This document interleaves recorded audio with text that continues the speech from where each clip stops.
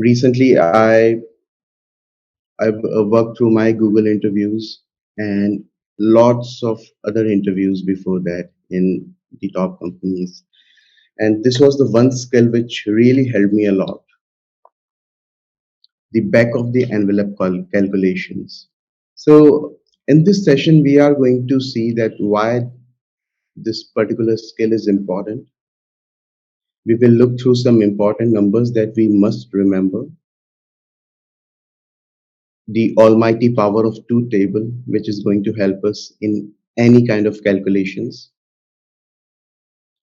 We will see examples that how many servers do I need for computations or for storage. These are the most frequent calculations that we have to do during the interviews.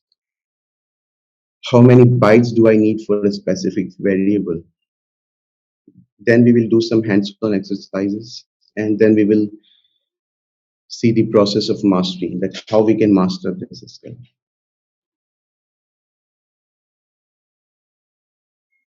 Okay, so let's see why this is important. First of all, it is not an integral part of the interview. When I say not an integral part means you are not going to earn any brownie points if you ace it. But definitely it's a big red flag if you don't perform well here.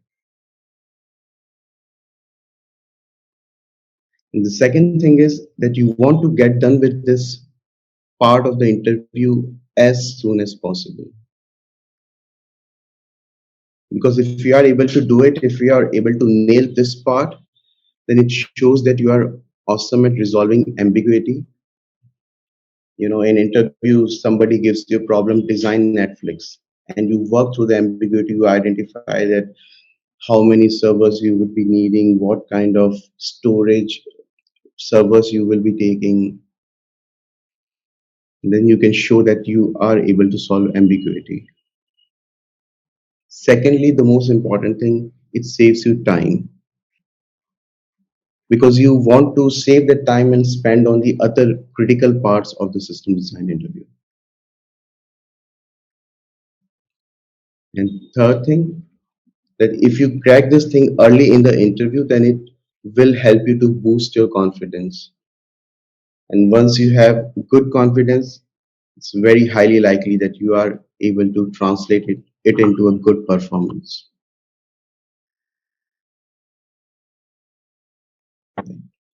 Okay, so with that, we go to the next part. Okay, some important points to remember. So first one is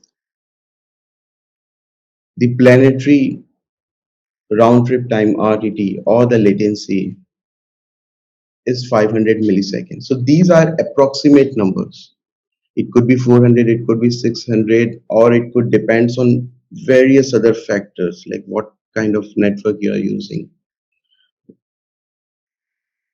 But we can take this 500 millisecond number as a rule of thumb, and we can use it during the interview.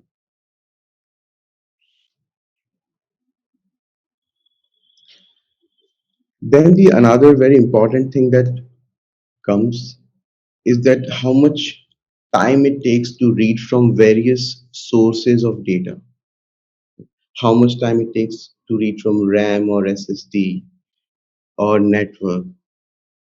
Now, why this is important? Let's say you are in middle of a question and you are deciding that are you going to store that data in RAM in a Redis kind of data memory store, or you are going to put in a Cassandra kind of database which is SSD backed,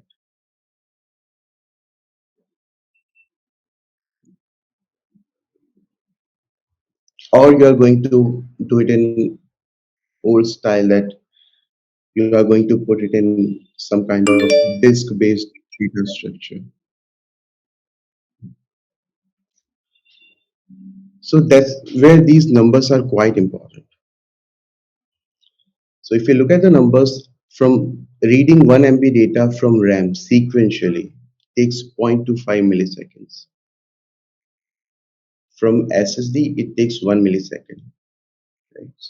So RAM and SSD, they are not very far. And again, these are the not exact numbers. These are your mileage may vary kind of numbers, but we don't need to bother about it. We can take these numbers as rule of thumb. So reading 1 MB data from 1 Gbps network, it takes 10 milliseconds. Reading from disk, it takes 20 milliseconds. Now you can see that why caches are so effective, because cache is 80 times more fast than a disk. And let's say if you have to identify that, okay, I'm going to use a distributed cache like Redis, then how much time fetching 1 MB would take? So we can take a very educated guess here that it takes 0.25 milliseconds to read from RAM, and it takes around 1 to 5 milliseconds round trip time between application server and Redis server, given that they are in the same data center. So within a data center, it takes only 1 to 5 milliseconds. Right? So that's why we hear that distributed cache or Redis, they have latencies in single digits. This is how we derive that number.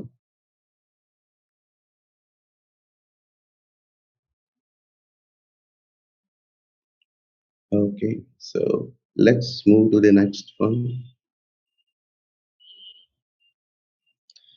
Okay, so these numbers in this slide are again very important. These numbers are going to help you to do very quick calculations. So hours in a day, let's reset our knowledge. Let's say it's 25, it's not 24. Days in a year, 300. It's perfectly fine to take it as 300 in calculations. No need to stick to 365 or 366 in some cases. When you are doing calculations for the multiple year,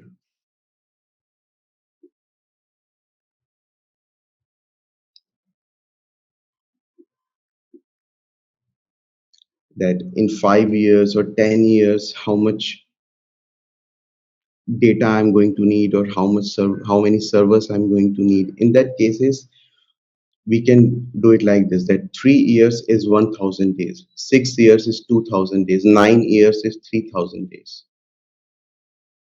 So that's going to ease our calculation. Yes, so Sankalp has asked, wouldn't be 400 be simpler and more accurate? Yeah, 400 also makes sense. We can go with 400 also.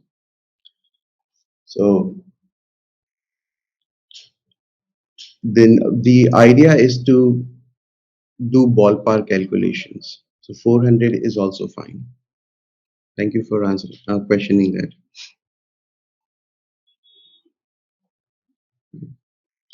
In one day, we have 86,400 seconds, but we can take it as 100,000 seconds.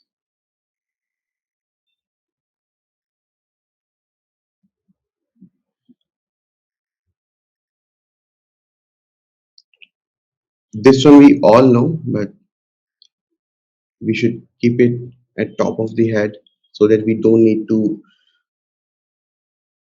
have to recollect it during the interview. It is just served from the cache directly, that 1 second is 1,000 milliseconds and 10 to the power 6 microseconds. Yes. Then the next section, that what's the capacity of a one commodity server? This is also very important. It will really help you to do quick calculations.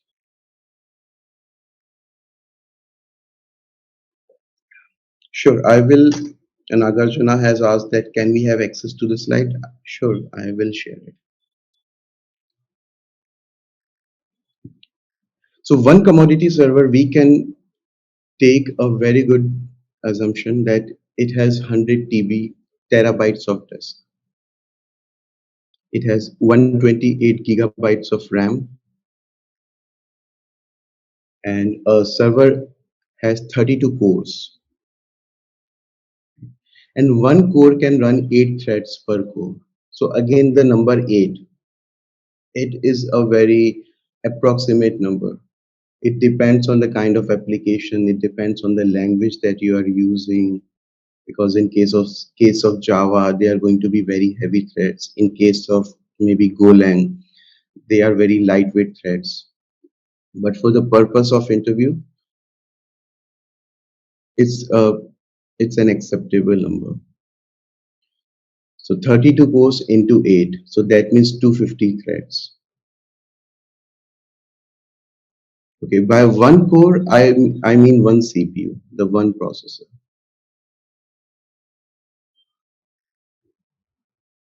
Yeah, I'll make this amendment in the slide also. So that means one commodity server can serve 250 threads at a time.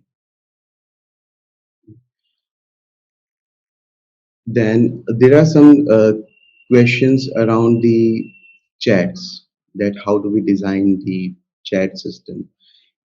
In those cases, WebSockets come into the picture. So these are actually WebSockets. So we can have 50,000 WebSockets at a time in a one commodity server.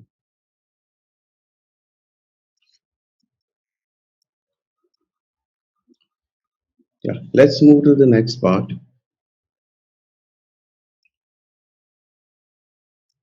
Okay, so for questions where you have to say you have to design Instagram, or you have to design YouTube or Netflix, so we have to take some assumptions about the numbers. So the ideal way is that you ask the interviewer first, and in many cases, interviewer is going to give you some approximate number to work with. But if they do not give that number, in that case, these are the safe assumptions that we have 500 million overall users and around 200 or 250 million daily active users.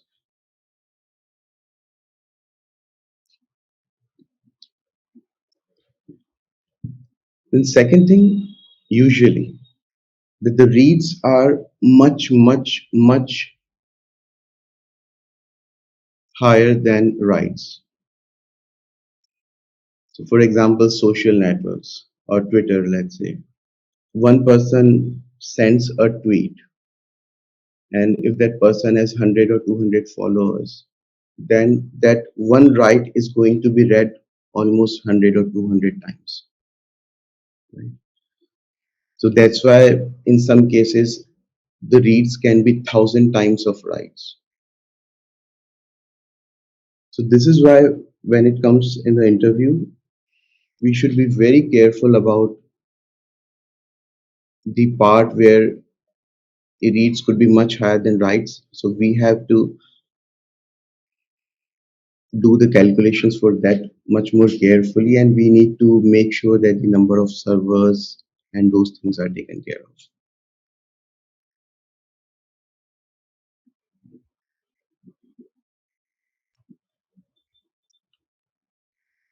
Okay. Then in cases of uh, Netflix or YouTube, where you upload a video or download a video in chunks, even in some cases, like if you're designing S3 kind of system, so you have to download a heavy document, right? So what should be the chunk size? So there have been a lot of studies and experiments around this. There are some good papers also. So the bottom line observation is that this ideal chunk size is 100 KB to 10 MB. If you go less than 100 KB, or if you go higher than 10 MB, then you are at the risk of doing lot of disk reads. There, so that's why this number is most optimized for disk seek time. And if we look at the graph, where that how much time it takes to read this chunk from the disk, then 1 MB is the elbow point. So after 1 MB, the number starts increasing more gradually. So you can say 1 MB, 2 MB, these are the good numbers for a chunk size.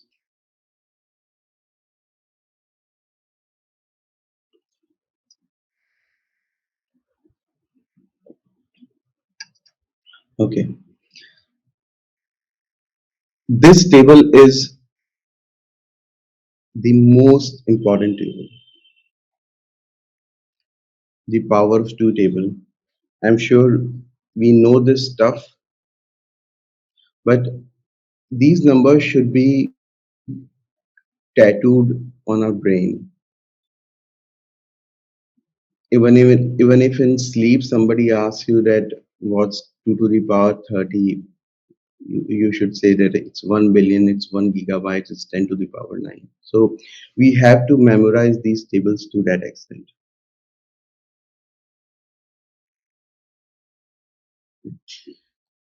So we all know that 2 to the power 10 is 1024. So that's lump sum 1000. So that's 10 to the power 3, 1000, 1 kilobyte. So 2 to the power 20 is 1 million. It's 1 MB. 2 to the power 30 is 1 billion. It's 1 GB. We know this stuff, but please take a printout of this table and paste it in on your wall and keep revising it. Want to become a software engineer at Google? You can, like thousands of our students. You just need to learn from those who've already cleared FANG interviews. At Interview Kickstart, our interview prep courses are developed and taught live by 150 plus instructors from Tier 1 companies like Google and Facebook.